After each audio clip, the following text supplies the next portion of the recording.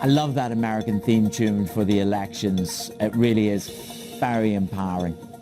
Let's circle back to Abu Dhabi and the Sovereign Wealth Fund. Mubadala is investing in football, going big in Brazil. What is the fund management side of the business doing? They're becoming a preferred bidder for a new league out there. Simone Foxman has the details. So, what do they want to do in Brazil?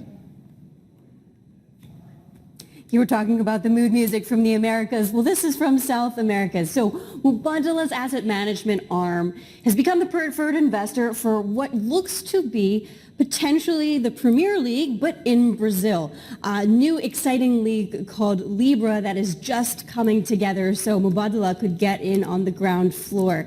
There's some backstory here. So for years, we've seen famous Brazilian players, they've gone to Europe, they've made a lot of money, but they haven't stayed home in order to do that. And that's partly because of the way that Brazilian football clubs operated. They didn't make a lot of money. They operated a bit like nonprofit organizations, but a law change in August 2021 said actually now you can be more for-profit, streamlined companies. You can even take some foreign investment. And so some of the top clubs are getting together to try and form this new league, again, called Libra. And here comes Mubadala coming in, getting into exclusive talks with its finance committee, we understand from sources. I know you're so excited about the potential for a Gulf investor maybe to compete with others, asset managers around the world for a stake in Liverpool. I know that it seems is up for sale, but this Brazilian deal could be a little bit more interesting. There could be more risk, but there also could be more reward, and the valuation's likely much cheaper than the likes of those massive investments in the big European clubs. Yeah, I'm always deeply suspicious whenever people sort of say we're open to a bid. You've obviously just had that race for Chelsea recently, so of course it's tantalising. There's a lot of big buyers of football teams from our region, isn't there? Let's talk about the PIF, the Saudi PIF. They're among the companies weighing a final bid for the telecom towers. We've talked to the Ooredoo CEO on a number of occasions about this. So the PIF, are they all in? Is the deal done? Will they buy the towers? What do we know? Not quite yet. The PIF is up against the likes of some other tower specialists, actually, the likes of American Towers, IHS Holdings, and from London, Helios. These are all bidding for a portfolio of 20,000 telecom towers owned by Ooredoo, likely to go for $3 to $5 billion in total. We don't think we've gotten the final deal here, but the process continues.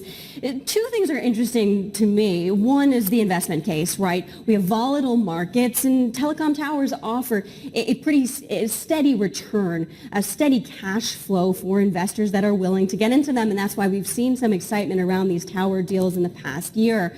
But notably, Ooredoo is half owned by QIA. We talked to the CEO just a couple weeks ago, and he said they may retain a stake in this portfolio.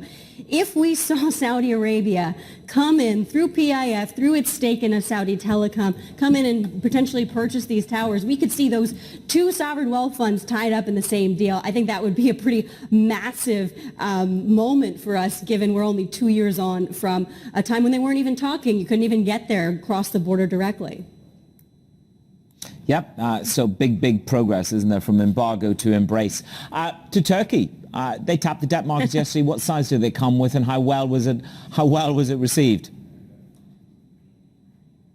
$1.5 billion of 5-year paper, and it was actually well received, even though we're talking yields of some 10%. That's because similar dated paper back just a couple months ago in July was trading at yields of 11.5% or more.